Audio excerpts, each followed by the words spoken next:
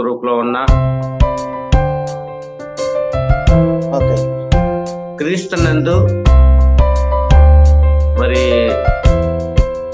సార్వత్రిక సంఘం గ్రూప్ లో ఉన్నటువంటి మరి దేవుని బిడ్డలైన మీకందరికీ మన ప్రభువును రక్షకుడైన యేసుక్రీస్తు సర్వశక్తి గల నామం పేరట ప్రత్యేక వందన తెలియజేస్తా ఉన్నాం. మరి అలాగే చక్కగా ఉదయకాల సమయంలో లేచి ఈ కార్యక్రమానికి ఎంతో బాధ్యతతో భారంతో అనేకులను ప్రోత్సహిస్తూ పురికొల్పుతూ ప్రార్థనలో ముందుకు నడిపిస్తున్న విక్టర్ బాబు గారిని బట్టి సంజయ్ గారిని బట్టి కూడా ప్రభువుని ఎంతగానో స్తుతిస్తూ వారి కోసమే ప్రార్థన చేస్తా ఉన్నాం. ఈరోజు ఒక వినూత్నమైనటువంటి వాక్య సందేశము ఇక్కడ తెలియజేయాలని మరి ఆలోచన కలిగి ఉన్నాను. అదేమిటి అంటే, మనము ప్రతిరోజు వేరే వేరే చోట్లకు వెళ్ళాలి అంటే పెట్రోల్ అవసరం. మనకి వాహనాల మీద వెళ్ళాలంటే ఏం అవసరం అమ్మా? పెట్రోలు అవసరం. ఈ పెట్రోలు ఎక్కడి నుంచి వస్తుంది, ఎలా వస్తుంది? ఈ పెట్రోల్లో ఉన్నటువంటి ఒక గొప్ప మర్మం ఏంటి? దేవుడు ఈ పెట్రోలును ఎక్కడ పెట్టాడు, ఏ విధంగా తీసుకోమని తన భక్తులతో చెప్పాడో ఈరోజు కొన్ని ప్రాముఖ్యమైన విషయాలు మీకు నేను తెలియజేయాలని ఇష్టపడతా ఉన్నాను. ఎందుకంటే ప్రతిరోజు మనం వాక్యం వింటా ఉన్నాం, వాక్యం ద్వారా ఆత్మీయంగా మేలు పొందుకుంటా ఉన్నాం.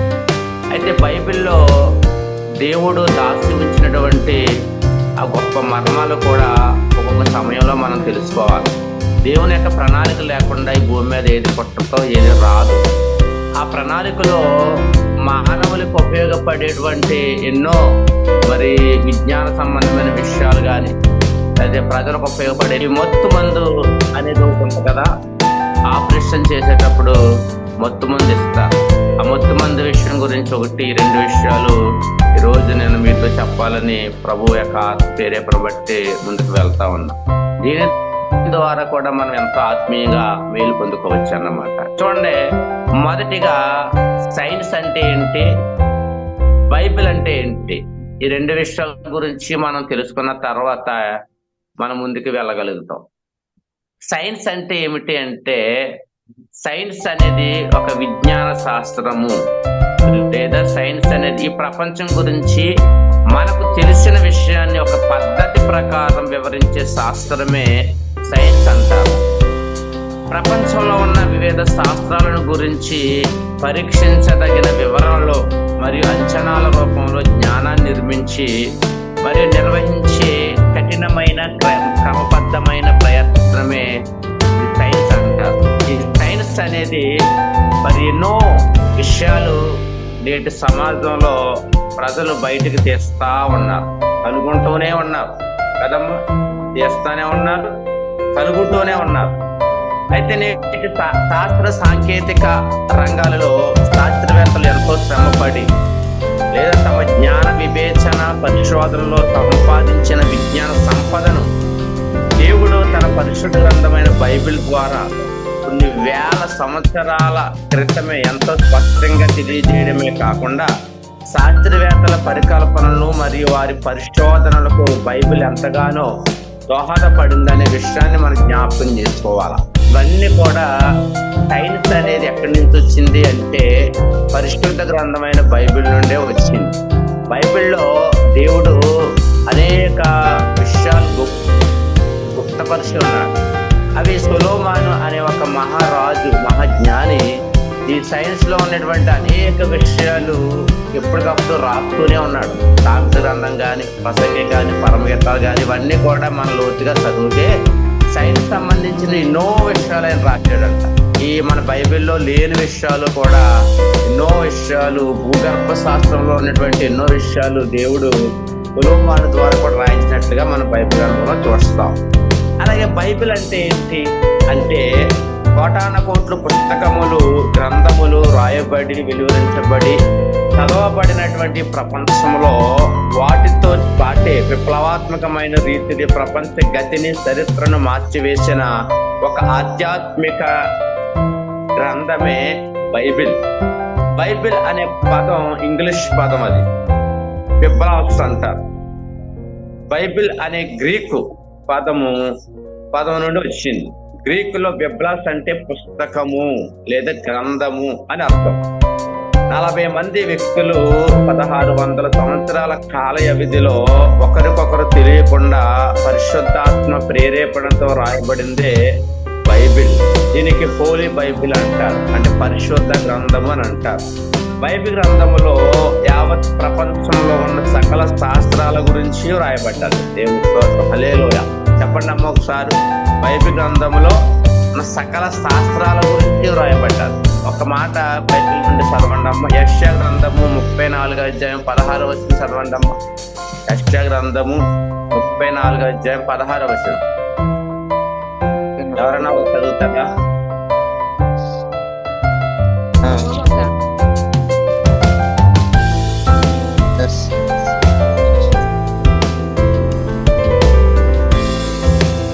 యెషయా గ్రంథము 34వ అధ్యాయం 16వ వచనంలో అన్ని శాస్త్రాలకు మించిన శాస్త్రం అంట, ఇందులో లేనిదే అంటూ ఏమి కూడా లేదు అని బైబిల్ తెలియజేస్తూ ఉంది. చూసారండి ఎంత అద్భుతమైన విషయాలు.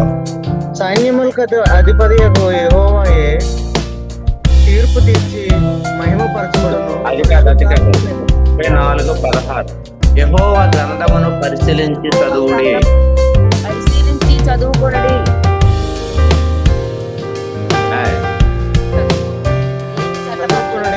ఆ జంతువులలో ఏది లేక ఉండదు, దేని జతపక్షి దాని యొక్క ఉండక మానదు. నా నోట నుంచి వచ్చిన ఆజ్ఞ ఏది, ఆయన నోటి ఊపిరి వాటిని పోగు చేసింది. చాలమ్మ ఏం కాదు. అక్కడ ఏమంటదంటే యెహోవా గ్రంథమును పరిశీలించి చూడుడి. ప్రపంచంలో లేదంటూ ఏమి ఉండదో, అందులో ప్రతిదీ రాయబడి ఉంటుంది అనే విషయాలను అక్కడ భక్తుడు తెలియజేస్తా ఉన్నాడు. ఈరోజు మనము సైన్స్ లో ఉన్నటువంటి విషయాలను బైబిల్లో దేవుడు ముందుగానే రాయించాడు. ఆ విషయాలను శాస్త్రవేత్తలు కనుగొని అవి ప్రపంచానికి బయటకు తీసినటువంటి ఒక గొప్ప ఆ విషయమే ఈ రోజు మనం తెలుసుకోబోతా ఉన్నాము. ఆ విషయం ఏమిటి అంటే ఒక పెట్రోల్ ఎక్కడి నుంచి వస్తుందని బైబిల్ తెలియజేస్తుంది. అంటే తీయండి ఒకసారి బైబిల్ గ్రంథంలో నుండి ద్వితీయోపదేశ కాండం 33వ అధ్యాయం 19వ వచనం చదవండి. ద్వితీయోపదేశ కాండము 33వ అధ్యాయము 19వ వచనం.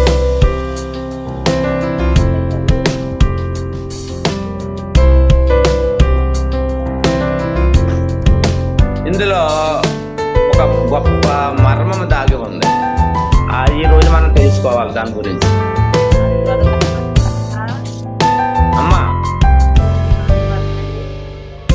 ద్వితీయోపదేశ కాండం 33వ అధ్యాయం 19వ వచనం.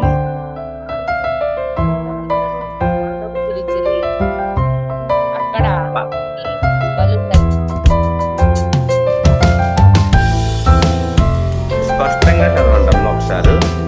వారు జనములను కొండకు పిలిచిరి, అక్కడ నీటి బలులు నర్పించువారు. సముద్రములో సమృద్ధిని, ఇసుకలలో దాచబడిన రహస్య ద్రవ్యములను పీల్చుదురు. చదవండి అమ్మక. గాజును గురించి ఇట్లనేను. అలాగే ఒకసారి ఉండండి. అది మీరు స్పీడ్ గా చదివిస్తే అక్కడ ఉన్నటువంటి అర్థం మనకు అర్థం కాదు. కాబట్టి మనకు స్పష్టంగా చదివితే అందులో ఉన్నటువంటి ఒక విషయాన్ని మనకు బయటకు వస్తుందని. అలాగే 32వ అధ్యాయం 13వ వచనం కూడా చదవండి ఒకసారి. 32వ అధ్యాయం 13వ వచనం. 32వ అధ్యాయం 13వ వచనం. భూమి యొక్క ఉన్నత స్థలముల మీద వాని నెక్కించెను, పొలముల పంట వానికి తినిపించెను.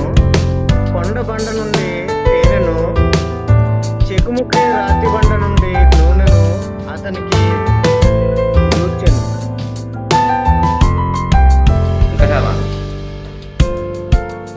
ఆవు మజ్జిగను, పచ్చి పాలను. నేను చెప్తాను వినండి. చాలా మంచిదండి, నేను చెప్తాను వినండి. ఇక్కడ పాత నిబంధన కాలంలో ఈ 5 గ్రంథాలు మోషే గారు రాశారు. ఈ మోషే గారు రాసినటువంటి పంచ గ్రంథాలలో ఈ ద్వితీయోపదేశ కాండంలో ఒక మర్మాన్ని దేవుడు దాచి ఉంచాడు. ఏమిటి అంటే, వారు అరణ్య గుండా ప్రయాణం చేస్తూ ఉండేవారు. ఐగుప్తు దేశంలో నుండి బయలుదేరి కానాను అనే ప్రదేశం వారు బయలుదేరుతున్న సమయంలో వాళ్ళు ఎన్నో అరణ్యాలు దాటుతూ, కొండలు దాటుతూ, గొట్టలు దాటుతూ ప్రయాణం చేస్తున్న సమయంలో వాళ్ళకు దేవుడు ఎన్నో అనుభవాలు నేర్పిస్తూ ఉండేవాడు. మోషే గారిని దేవుడు అన్నాడు, మోషే, నీకు ఒక విషయాన్ని నేను తెలియజేస్తాను, విను అని చెప్పి, ఈ పెట్రోలు, ఈ డీజిల్ ఇవన్నీ ఎక్కడి నుంచి వస్తాయి అంటే, మీరు భూమి అంతర్భాగంలో నుంచే ఇవన్నీ కూడా వస్తాయి అని స్పష్టంగా తెలియజేస్తా ఉన్నాడు. చూడండి, పెట్రోలు, చమురు భూగర్భంలో ఎక్కడ ఎలా దొరుకుతాయో సైంటిస్టులు కనుగొన్నారు. కానీ బైబిల్ గ్రంథంలో క్రీస్తు పూర్వం 1845 సంవత్సరంలో ద్వితీయోపదేశ కాండం 33వ అధ్యాయము 19వ వచనంలో ఇసుకలో దాచబడిన రహస్య ద్రవము పీల్చుదురు అని చెప్పాడు. ఇసుకలో దాచబడిన రహస్య ద్రవ్యము మీరు పీల్చుదురు అని చెప్పాడు. నిజమే అండి.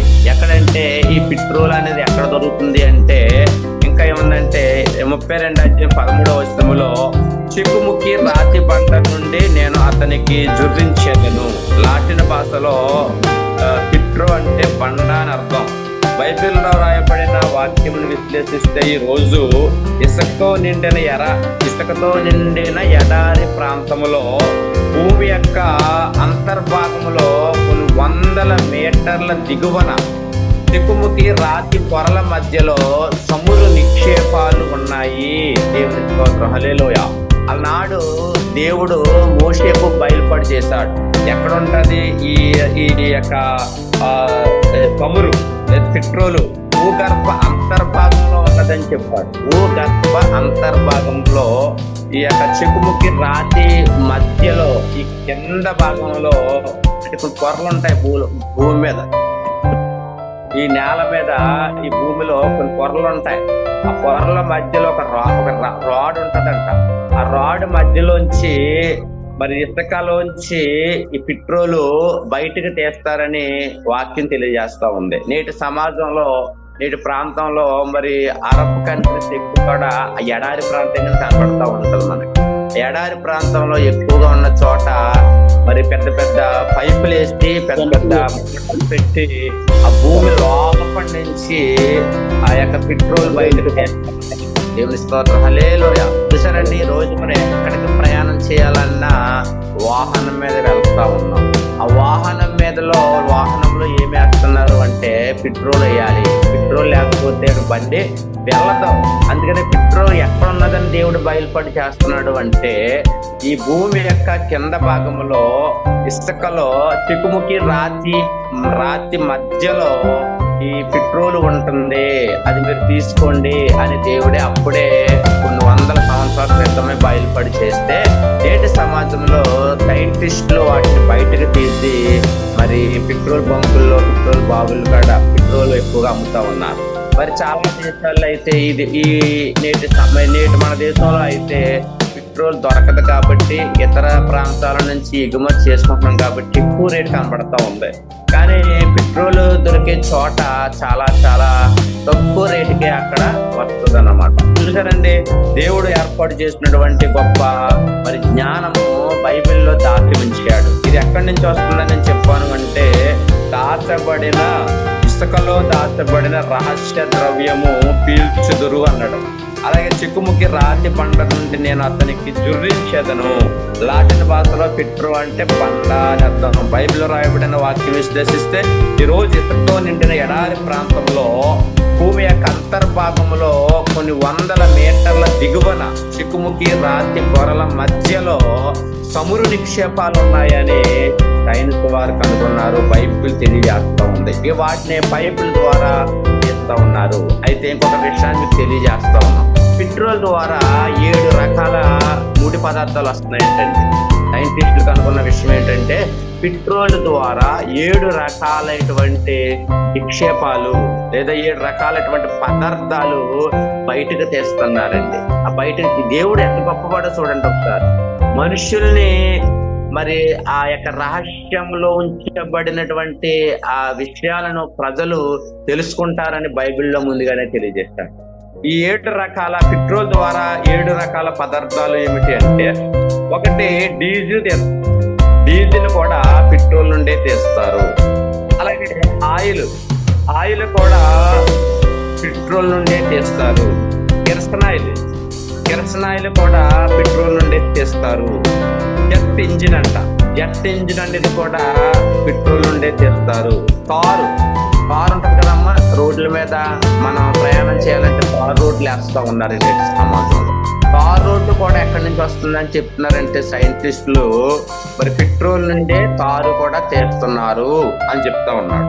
తర్వాత ప్లాస్టిక్ ను తయారు చేయడానికి రసాయనం కూడా ఈ ప్లాస్టిక్ ను తయారు చేసినటువంటి రసాయన కారకాలు కూడా ఈ పెట్రోల్ నుంచే తీస్తున్నారని సైంటిస్టులు అనుకుంటున్నారు. అలాగే తర్వాత ఎరువులు, పురుగులు, మందులు తయారు చేయడానికి కావలసినటువంటి కొన్ని కెమికల్స్ అన్ని కూడా ఈ పెట్రోల్ నుండే తీస్తా ఉన్నారు. దేవుని స్తోత్రం, హల్లెలూయా.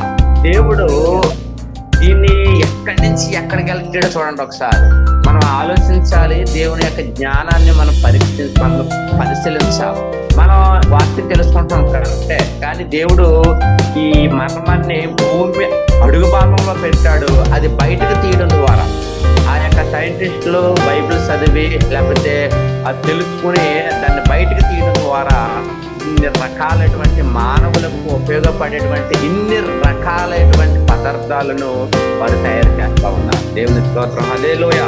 సరే, పెట్రోలే బయటకు దేవుడు ఏర్పాటు చేశాడంటే అది తీసి బయటకి మరి 7 రకాలైనటువంటి పదార్థాలు తయారు చేస్తున్నారు అంటే దేవుడు ఎంత గొప్ప మర్మాన్ని దాచి ఉంచాడో చూడండి. Diesel, oil, kerosene oil, jet engine, car, plastic తయారు చేయడానికి రసాయన కారకాలు, ఎరువులు, పురుగుల మందులు తయారు చేయడానికి వాడే కెమికల్స్ అన్ని కూడా ఈ పెట్రోల్ నుండే తయారు చేస్తున్నారని మరి మనం తెలుసుకోవాలి. దేవుని స్తోత్రం, హల్లెలూయా. దేవుడు ఏర్పాటు చేసినటువంటి గొప్ప మర్మము బైబిల్ గ్రంథంలో దేవుడు రాయించాడు. మరొక విషయాన్ని తెలుసుకుని ఈ కార్యక్రమం మనం ముగించుకుందాం. మత్తు మందండి.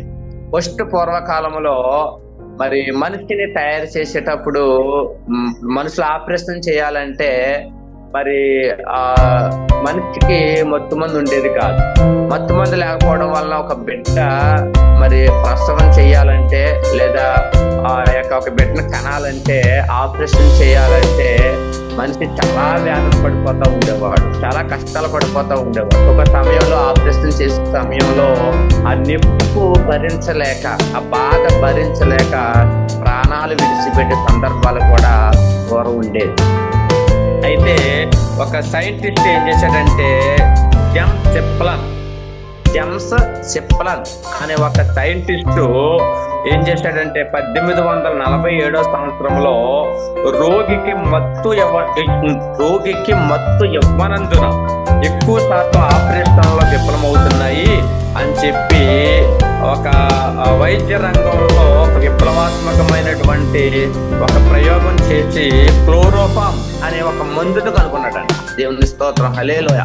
క్లోరోఫామ్ అనే ఒక మందును కనుగొన్నాడంట. అది ఆ వ్యక్తి పేరేం పేరంటే జేమ్స్ సిప్లన్ అనే వ్యక్తి 1847 సంవత్సరంలో క్లోరోఫామ్ అనే మందును కనుగొన్నాడు. కనుగొని ఆ మందు ఏంటంటే అది మత్తు ఇంజెక్షన్ అనేది ఒకటి కనుగొన్నాడు. కనుగొని దాన్ని ప్రయోగం చేశాడు. ప్రయోగం చేసిన తర్వాత అది ఆపరేషన్ చేసే ముందు ఇంజెక్షన్ చేస్తే ఆ వ్యక్తి చనిపోవటం కానీ జరిగేది కాదు. ఆ కొద్ది నిమిషాలు, ఆ గంట ఆ వ్యక్తి కోమాలోకి వెళ్ళిపోతున్నట్టుగా అనిపించేది. ఈ రోగం ఆ బిడ్డ ప్రసవం చేయడం, తర్వాత ఇవన్నీ చేసేసిన తర్వాత కుట్లు వేసేసిన తర్వాత అక్కడ వెలుకొచ్చేది. ఆ నొప్పి మళ్ళీ టాబ్లెట్లు వాడితే ఆ నొప్పి తగ్గిపోయేది. ఇది ఆయన కనుక్కున్నాడు. ఇది ఆయన ఎలా కనుక్కున్నాడు అని వాక్యం తెలియజేస్తుంది అంటే బైబిల్లో ఆదికాండము 2వ అధ్యాయము 21వ వచనంలో ఒక అద్భుతమైన మాట రాయబడి ఉంది. చదవండి ఒకసారి. ఆదికాండము 2వ అధ్యాయము 21వ వచనం. ఆదామునకు గాఢ నిద్ర కలగజేసి అతను నిద్రించినప్పుడు అతని ప్రక్కటెముకలో ఒక దాన్ని తీసి ఆ చోటును మాంసంతో పూడ్చివేసెను. తరువాత దేవుడైన యెహోవా తాను ఆదాము నుండి తీసిన ప్రక్కటెముకను స్త్రీగా నిర్మించి ఆమెకు ఆదాము నొద్దకు తీసుకుని వచ్చెను. చాలమ్మా. ఇక్కడ దేవుడైన యెహోవా ఏం చేశాడంటే, నరుడు ఒంటరిగా ఉండటం మంచిది కాదు అని భావించి ఆ ఆదాముకు గాఢ నిద్ర కలుగజేసెను అని ఉంది బైబిల్. గాఢ నిద్ర అంటే దాన్ని చూసే ఈ యొక్క జెప్సన్ అనే అతను, జేమ్స్ జెప్లన్ అనే అతను దేవుడు ఆపరేషన్ చేసే ముందు మత్తు మందు ఇచ్చాడు, అంటే గాఢ నిద్ర కలిగజేశాడు. మనం కూడా ఒక మత్తు మందు కనుక్కోవాలి. ఈ వాక్యాన్ని ఆధారంగా చేసుకుని, వాక్యాన్ని ఇన్స్పిరేషన్ గా తీసుకుని అతడు ఒక మత్తు మందు కనుక్కోవడం జరిగింది. నేటి కాలంలో ఆపరేషన్ చేయాలి అంటే మత్తు మందు లేకుండా ఆపరేషన్ చేయరు. అలాగే ఒక వ్యక్తికి ఏదైనా ఒక వైద్య రంగంలో వైద్యం చేయాలి అంటే తప్పనిసరిగా మత్తు మందు ఉపయోగించే అతనికి ఆ ఆపరేషన్ కానీ లేదంటే ఏదో ఒక దానికి సంబంధించినటువంటి వైద్యము చేస్తా ఉంటాం. బైబిల్ ఎంత గొప్పది, బైబిల్ ఎంత శక్తివంతమైంది. బైబిల్ అన్ని శాస్త్రాలకు మించిన గ్రంథం, అన్ని శాస్త్రాలకు మరి సరిపడేటువంటి గ్రంథం. ఈ గ్రంథంలో నుండే ప్రతి శాస్త్రం వచ్చిందని చెప్పడానికి ఇంతకంటే రుజువు ఏమి కూడా లేదు అనే వాక్యం మనకు తెలియజేస్తా ఉంది. అలాగే బైబిల్ గ్రంథంలో ఇంకా చాలా మంది, నేను ఇంచుమించుగా మరి ఒక 100 శాస్త్రవేత్తలు కనిపెట్టినటువంటి విషయాలను రాయడం జరిగింది. అన్ని బైబిల్లో నుండే తీసుకుని ఆ సైంటిస్ట్ పేరు బైబిల్ గ్రంథంలో అది ఎక్కడుందో అలా ప్రతిదీ కూడా నేను రాయడం జరిగింది. ప్రభు చిత్తం అయితే ఈ శాస్త్రవేత్తల గురించి కొన్ని విషయాలు నేను మీకు తెలియజేయడానికి, ముందు భవిష్యత్తులో తెలియజేయడానికి నేను ఇష్టపడతా ఉన్నాను. అలాగే మరి ఆ ప్రింటింగ్ మెషిన్ కనుక్కున్నటువంటి మరి ఆ వ్యక్తి కూడా మరి మొట్టమొదటిసారిగా బైబిల్ ముద్రించాడంటాడు. ప్రింటింగ్ థామస్, అదే ఆయన మొట్టమొదటిసారిగా బైబిల్ను ముద్రించినట్టుగా మనం చూస్తూ ఉంటాం. అలాగే ఎన్నో విషయాలు, 1, 2 అని మనం చెప్పలేం, కానీ చాలా చాలా విషయాలు బైబిల్ గ్రంథంలోనే దేవుడు రాయించాడు. దేవుడు ఎందుకు రాయించాడు అంటే ఇది చాలా చాలా ఉపయోగకరం. మనం తెలుసుకోవాలి. ప్రతి విషయాన్ని మనం తెలుసుకోకపోతే మనకు మరి దేవుని వాక్యం యొక్క గొప్పతనం ఏంటో మనం చెప్పలేం. జాన్ గుటన్ బార్గే అనే అతను జర్మనీ దేశస్థుడు. 1455 సంవత్సరంలో ప్రింటింగ్ మెషిన్ కనుగొన్నాడు. ఈ ప్రింటింగ్ మెషిన్ ద్వారా మొట్టమొదటిసారిగా ఇంగ్లీష్ బైబిల్ ఆయన ముద్రించడం జరిగింది. ఆ ఇంగ్లీష్ బైబిల్ ముద్రించడం ద్వారా ప్రపంచానికే గొప్ప మరి ఆ ప్రింటింగ్ మెషిన్ బయటకు వచ్చినట్లుగా మనం చూస్తూ ఉంటాం. ఈ రోజు బైబిల్ మనం చదువుతున్నాము అంటే దాని వెనకాల దేవుడు రాయించినటువంటి గ్రంథం ప్రకారంగా ఆ జాన్ గుటన్ బార్గాన్ని దేవుడు ఎన్నుకుని ఆయన ద్వారా ఒక ప్రింటింగ్ మెషిన్ కనుక్కునేటట్లుగా చేశాడు. దాని ద్వారా ఈ రోజు మనము చదువుకుంటా ఉన్నాం. అలాగే లైట్ వేసుకుంటున్నాము అంటే దాని వెనకాల ఒక ఆయన ఉన్నాడు. ఆయన అది కనుగొన్నాడు కాబట్టి థామస్ ఆల్వా ఎడిసన్ అనే అతను లైట్ ని కనుగొన్నాడు, బల్బును కనుగొన్నాడు. కాబట్టి మనం ఈ రోజు లైట్ వేసుకుని మరి మనం చదువుకుంటా ఉన్నాం, బైబిల్ చదువుకుంటా ఉన్నాం. లేకపోతే వెలుగుని వెలుగులో మనం జీవిస్తూ ఉన్నాం. అలాగే బైబిల్ గ్రంథంలో ఇంకా అనేక మంది, ఇప్పుడు మనం జూమ్ మీటింగ్ లో పాల్గొంటా ఉన్నాం. దాని వెనకాల సెల్ ఫోన్ అవసరమే ఉంది. ఏం ఫోన్ అమ్మా? అది సెల్ ఫోన్ అవసరమే. సెల్ ఫోన్ ఎవరు కనుగొన్నారు అంటే మార్టిన్ కోపర్ అమెరికాలో 1973 ఏప్రిల్ 3వ తారీఖున ఇతడు మరి సెల్ ఫోన్ కనుగొన్నాడండి. మార్టిన్ కోపర్ ఇతను సెల్ ఫోన్ ఎలా దానికి ఒక రీజన్ ఉంటుంది. అది కనుగొనడం వల్ల ఈ రోజు మన అందరి చేతిలోకి సెల్ ఫోన్ వస్తూ ఉంది. సెల్ ఫోన్ కనుగొనడం వల్ల అనేక విషయాలు మనము నేర్చుకుంటున్నాం, మనం తెలుసుకుంటాం. సెల్ ఫోన్ 2 రకాల ఉంటుంది. ఒకటి మంచిని చెప్తుంది, 2 చెడు చెప్తుంది. కాబట్టి క్రైస్తవులుగా మనము మంచిని ఎన్నుకోవాలి, మంచిలో నడవడానికి ప్రయత్నం చేయాలి. సెల్ ఫోన్ లో ఉన్నటువంటి సిమ్ ఉంటది కదండి, ఆ సిమ్ గీటెక్ డెవరియన్స్ అనే అతను 1990 అనుకున్నాడండి. వాళ్ళందరూ కూడా నాకు తెలిసినంత వరకు దేవుడు ఇచ్చినటువంటి జ్ఞానాన్ని బట్టి బైబిల్ గ్రంథంలో ఉన్నటువంటి అనేక విషయాలు తెలుసుకుని ఒక వినూత్నమైన రీతిలో పరికరాన్ని వారు తయారు చేసుకోవడం జరుగుతూ ఉంది. కాబట్టి దేవుని గొప్పతనాన్ని మనం ఎప్పుడూ మర్చిపోకూడదు. అలాగే ఇంకా బైబిల్లో మరి నేను భవిష్యత్తులో చెప్తాను వాలంటీర్ వ్యవస్థ గురించి, అలాగే ఇంకా చాలా విషయాలు బైబిల్ గ్రంథంలో రాయబడ్డాయి. ఇవన్నీ ఒకటి పరిశీలన చేస్తుంటే నాకు ఏమనిపిస్తుంది అంటే ఇన్ని విషయాలు బైబిల్లో రాయబడ్డాయి, ఇవన్నీ కూడా మన వాళ్ళు తెలుసుకోవాలి. చూడండి, వాలంటీర్ వ్యవస్థ, న్యాయ వ్యవస్థ, జైలు వ్యవస్థ, విద్య వ్యవస్థ, వైద్య వ్యవస్థ, ఆయుర్వేద వైద్యం, ఇవన్నీ కూడా బైబిల్లో నుండి వచ్చినవే. బైబిల్లో దేవుడు భక్తుల ద్వారా రాయించాడు. అవి కొంతమంది విజ్ఞాన శాస్త్రవేత్తలు లేదా అనుభవస్తులు బైబిల్ బాగా చదివి వాటిని అమలుపరుస్తూ ఉన్నారు. అవి వాటిని పరిశీలన చేసి దాని ముందుకు చెప్తా ఉన్నారు. కానీ కొంతమంది ఏమనుకుంటారంటే ఇప్పుడు 108 కానీ 104 కానీ ఇవన్నీ కూడా బైబిల్లో నుండి వచ్చినాయే, బైబిల్లో నుండి కనిపెట్టారు వాళ్ళందరూ కూడా. ఇవన్నీ కూడా మనం వాళ్ళు ఎక్కడెక్కడి నుంచో వచ్చింది అనుకుంటాం మనం. కానీ బైబిల్ని పరిశీలించి చదువుకోవాలి. ఎలా చదువుకోమందాం? బైబిల్ పరిశీలించి చదువుకుంటే అనేక విషయాలు మనకు బోధపడతాయి. కాబట్టి ఈ రోజున మరి దేవుని వాక్యం ద్వారా మీరు ఏం తెలుసుకున్నారు అని అంటే, ఒకటే పెట్రోల్ దేవుడు చిక్కుముక్కి రాతి బండల మధ్యలో, ఇసుకల మధ్యలో పెట్టాడు. అవి దేవుడు కనిపెట్టాడు, అక్కడ పెట్టడం ద్వారా మానవుడు కనుగొన్నాడు. ఈ రోజు ప్రపంచం అంతా కూడా ఈ విషయాలు బయటకు వచ్చాయి, బైబిల్ ద్వారా వచ్చాయి. అవి మనం మానవులు ఉపయోగించుకుంటా ఉన్నాం. మానవ జీవితానికి చాలా ఉపయోగకరంగా మనం భావించాలి. ఇవన్నిటికీ మూల స్థానం ఏంటంటే బైబిల్లో దేవుడు రాయించాడు. దేవుడే ఎంచాడు. దేవుడు లేకుండా ఏది కలగలేదు. ఆయన సమస్తము కలిగించాడు. కాబట్టి అది తీసుకోవడానికి మాత్రము దేవుడు ఒక మార్గము ఏర్పాటు చేశాడు. ఆ మార్గమే బైబిల్. ఆ బైబిల్లో ఉన్న ప్రకారంగా దేవుడు మరి మనకు జ్ఞానాన్ని కలిగి చేస్తున్నాడు అనే విషయాన్ని మీకు నేను తెలియజేస్తూ, అలాగే మానవుడికి మత్తు మందు ఏర్పాటు చేసినటువంటి ఒక సైంటిస్టు బైబిల్ చదివే అది కనుగొన్నాడనే విషయాన్ని కూడా మీకు నేను తెలియజేస్తాను. కాబట్టి దేవుడు గొప్పవాడు, దేవుడు పరిశుద్ధుడు, దేవుడు దయామయుడు, మానవుల పట్ల ఆయన ప్రేమ కలిగి ఉన్నాడు. మానవుడు జీవన ప్రయాణంలో ఆయన కావలసినవన్నీ కూడా మానవుడు పుట్టక ముందే అన్ని కూడా దేవుడు ఏర్పాటు చేసి భూమిని పండించండి, భూమిని నిండించండి, ఫలించండి, అభివృద్ధి చెందండి అని చెప్పాడు దేవుడు. రోజున మనం తెలుసుకోవాల్సిన సత్యం ఏంటంటే దేవుడు మనకు అన్ని దాచి ఉంచాడు. మనకు దాచి ఉంచిన దాన్ని మనం పొందుకుంటాం.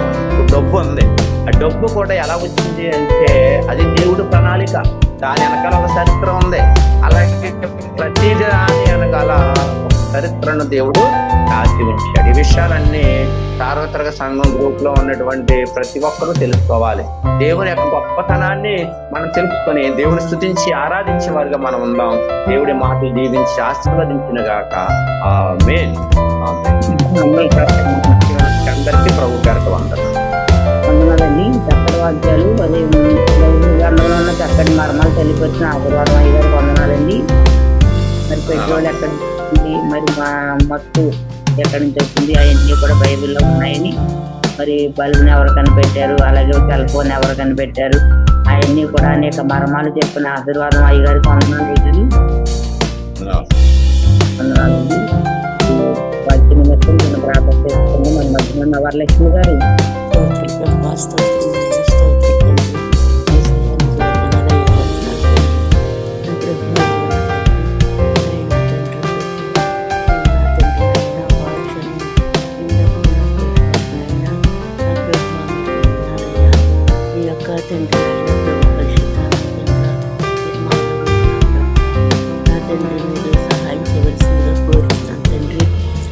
చెప్పిన నా తండ్రి దీవించండి ప్రభువా.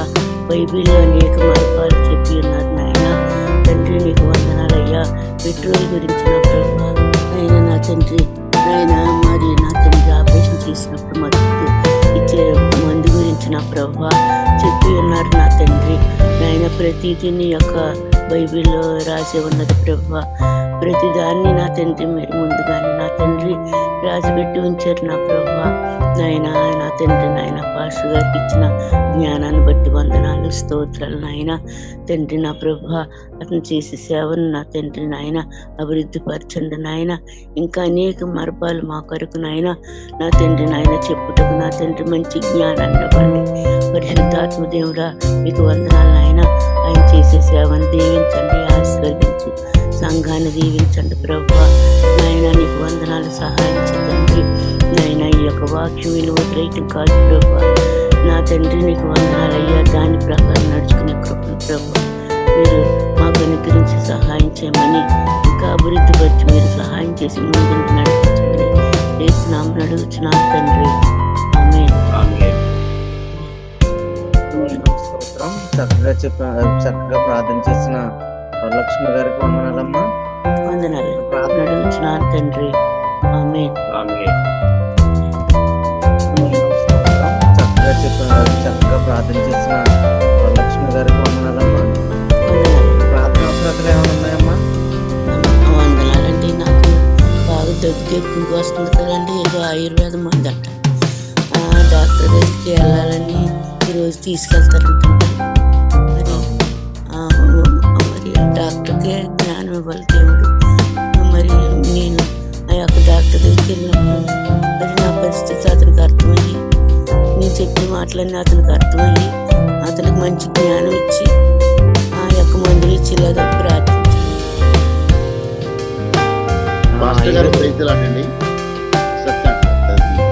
ఈ కాలుకి దెబ్బతినింది సార్. కుడికాలికి 2 రోజులైంది. త్వరగా రికవర్ అవ్వాలి. అయ్యగారు సత్యనారాయణ గారు కాలు కొరకు దెబ్బ తగిలిందండి మొన్న. ఆయన కొంచెం ఆ ట్రీట్మెంట్ వరకు తొందరగా తగ్గడానికి. అలాగే వరలక్ష్మి గారు ఈ రోజు హాస్పిటల్కి వెళ్తారంటండి. రాత్మాటు రొంపాది డబ్బు ఎక్కువగా బాగా ఉంది. డబ్బు అయితే ఆ ట్రీట్మెంట్ విషయం అది ప్రాబ్లం ఏంటన్నది డాక్టర్ గారు చెప్పేలాగా. అలాగే హైమావతి గారు వాళ్ళ నాన్నగారికి కన్ను విషయంలోనూ ప్రార్థన చేయండి. తర్వాత సంజమ్మ గారు వాళ్ళ ఆయన గారికి కొంచెం బీపీ బాగా ఎక్కువగా ఉందంటండి. ఆ బీపీ నిమిత్తం ప్రార్థన చేయండి అయ్యగారు. అలాగే తప్పనిసరిగా ప్రార్థన చేసుకుందాం.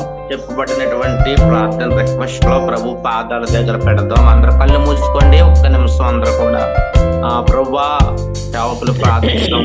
మా ఎందు మీరు ఉండి మమ్మల్ని దర్శించి మాకున్న ప్రతి అవసరం తీర్చండి అని మనసులో అంతా కూడా ప్రార్థన చేసుకోండి. ఒక నిమిషం. స్తోత్రం స్తోత్రం స్తోత్రం స్తోత్రం స్తోత్రం స్తోత్రం. మహాపరిశుద్ధుడు, మహాగణుడు, మహోన్నతుడు అయిన మా ప్రియ పరలోకపు తండ్రి, నీ పరిశుద్ధ నామం బట్టి వందనాలు. ఈ ఉదయకాల సమయంలో ఇంతవరకు సార్వత్రిక సంఘం గ్రూప్ ద్వారా చక్కటి ఆరాధనలో, చక్కటి ప్రార్థనలో ప్రభువా నీ వాక్యం ద్వారా కూడా మీ బిడ్డలతో మీరు మాట్లాడిన విధానం బట్టి నీకు వందనాలు. బైబిల్లో కొన్ని శాస్త్ర సాంకేతిక పరికరాలు సంబంధించిన అనేక విషయాలను దాసి ఉంచావు. అవి మేము కొన్ని విషయాలు నేర్చుకుంటా ఉన్నాం, తెలుసుకుంటా ఉన్నాం. ఎంత గొప్పవాడవో అనే విషయాన్ని కూడా మేము తెలుసుకోవడం ప్రభు చూపిస్తున్న విధానం బట్టి నీకు వందనాలు. మరి అలాగే ప్రభువా బలహీనుల కోసము ప్రార్థన చేస్తూ ఉన్నాం. ఆయన వరలక్ష్మి గారు బలహీనంగా ఉన్నారని సాక్ష్యం చెప్పింది. ఈ రోజు ఆమె హాస్పిటల్కి వెళ్ళబోతా ఉంది. ప్రభువా దర్శించండి. ఆ బిడ్డలో ఉండి ప్రతి బాధను, వేదనను తొలగించండి. హాస్పిటల్కి వెళ్ళగా డాక్టర్ గారు చూడగానే ఒక మంచి ఆలోచన అతను గుర్తించి ఆ సమస్యకు సంబంధించిన ఒక మంచి వైద్యం అందించడానికి ప్రభు చూపించమని ప్రార్థన చేస్తూ ఉన్నాం. మేలు చేసి అద్భుతం జరిగించండి. నీ బిడ్డను సంపూర్ణ ఆరోగ్యంతో మీరు నింపమని ప్రార్థన చేస్తామన్నా. ఆ బిడ్డకి ఇచ్చినటువంటి బిడ్డలందరినీ కూడా మన వాళ్ళందరినీ కూడా మీరు జ్ఞాపకం చేసుకోమని, ఆశీర్వాదాలతో నింపమని కూడా ప్రార్థన చేస్తారు. అలా సత్యనారాయణ బట్టి ప్రార్థన చేస్తున్నాం. పాలుకి దెబ్బ తగ్గిందని ప్రభువైన ప్రార్థన రిక్వెస్ట్ కోరుకుంటున్నారు. తండ్రి ఒక్కసారి ఆ బిడ్డను మీరు దర్శించండి. ఆ కాలు ఎక్కడైతే ఆ బాధ ఉందో నజరేయుడని యేసు రక్తంతో యేసు నామంలో స్వస్థపరచమని ప్రార్థన చేస్తూ ఉన్నాం. మందుల ద్వారా స్వస్థపరచండి ప్రభువా. డాక్టర్లు ఏవైతే వాళ్ళు వైద్యం చేస్తారో మాకు తెలియదు, కానీ ఆ మందు ఆ యొక్క ప్రభువా శరీరంలోకి వెళ్ళగానే అది పని చేయడానికి కృప దయచేయండి ప్రభా. ఎందుకంటే ప్రభా నేను స్వస్థపరచు యెహోవా అని నేనే అన్నావు. కాబట్టి మందిర ద్వారా కూడా నేను స్వస్థత ఇవ్వగల సమర్థుడు అని భావిస్తా ఉన్నాను. కార్యం జరిగించండి. నీ దాసుని నీ కుమారుని లేవనట్టు ప్రార్థన చేస్తాను. అలాగే హైమావతి వారి యొక్క ఆయన బిడ్డల విషయంలో కూడా ప్రార్థన చేస్తూ ఉన్నాం ప్రభు. ఒకసారి మీరు దర్శించండి. ఆ బిడ్డలు కూడా ప్రతి అవసరతలు అక్కర్లన్నీ తీర్చమని ప్రార్థన చేస్తాం. అలాగే సంజయ్ గారు వారి యొక్క వారి భర్త గారిని బట్టి కూడా ప్రార్థన చేస్తా ఉన్నాం. బీపీ ప్రభు ఎక్కువగా ఉన్నదని చెప్తా ఉన్నారు ప్రభు. ఒక్కసారి ఆ బిడ్డను మీరు దర్శించుకుంటూ ఆ బిడ్డలో ప్రతి బలహీనత నజరేయుడని యేసు నామంలో నార్మల్గా వచ్చిన కాక అని ప్రార్థన చేస్తా ఉన్నాం. పూర్ణ స్వస్థత, ఆరోగ్యం, ఆనందం ఆ బిడ్డకు అనుగ్రహించమని నీ నామంలో ప్రార్థన చేస్తా ఉన్నాం. గొప్ప మేలు చేసి అద్భుతం జరిగించండి. సంజయ్ గారి సంపూర్ణ ఆరోగ్యం, బలమును, శక్తిని దయచేయండి. వారి మనవడి గారిని బట్టి వారి యొక్క అత్తయ్య గారిని బట్టి కూడా ప్రార్థన చేస్తూ ఉన్నాం. వారిని కూడా మీరు జ్ఞాపకం చేసుకుని కృపలో నడిపించి దీవెన ఆశీర్వాదాలు పెట్టుకుని దయచేయమని. అలాగే విక్రబాబు గారు వారి అమ్మగారి విషయంలో కూడా ప్రార్థన చేస్తామని ఒక్కసారి దర్శించండి, కృప దయచేయండి. నీ బిడ్డకు చక్కటి పని కూడా దొరకడానికి కృప దయచేయండి. నీ చిత్తంలో నీ కుమారుని వాడుకుని నడిపించండి. ఎంతో ప్రయాసతో ఉదయకాల సమయంలో మంచి అందరినీ ప్రభా నాయన ఈ యొక్క దేవుని పనిలో వాడబడతా ఉండాలి ప్రభా. నీ ప్రభా నీ సన్నిధి ఆ బిడ్డకు తోడుగా ఉంచి నడిపించండి. ఎవరెవరైతే బలహీనంగా ఉండి ఉన్నారో ఈ రోజు వారిని బలపరచండి, ధైర్యపరచండి, దర్శించండి, నీ కృపలో నడిపించండి. ఈ దేవ దాసుని నన్ను కూడా నీ చిత్తంలో నడిపించి ఈ యొక్క ప్రభు కరుణతో మమ్మల్ని నడిపించమని ఈ సార్వత్రిక సంఘంలో ఉన్న వాక్యం చెప్తున్న సేవకులను బట్టి వస్తున్నటువంటి బిడ్డలందరినీ బట్టి కొన్ని కార్యాలు జరిగింది. స్తుతి, మహిమ, ఘనత, ప్రభావం నీకే ఆరోపిస్తుంది. చేస్తే నా పెట్టి ప్రార్థన అడుగుతున్నాను కనుక తండ్రి. ఆమేన్. కుమారుడు యేసుక్రీస్తు వారి కృప, పరిశుద్ధాత్మని కన్యకన్య సామర్థ్యము, సమాధానం ఇప్పుడు ఎల్లప్పుడూ సదాకాలం తోడై ఉండి నడిపించును గాక. ఆమేన్. అందరికీ వందనాలమ్మా. వందనాలు.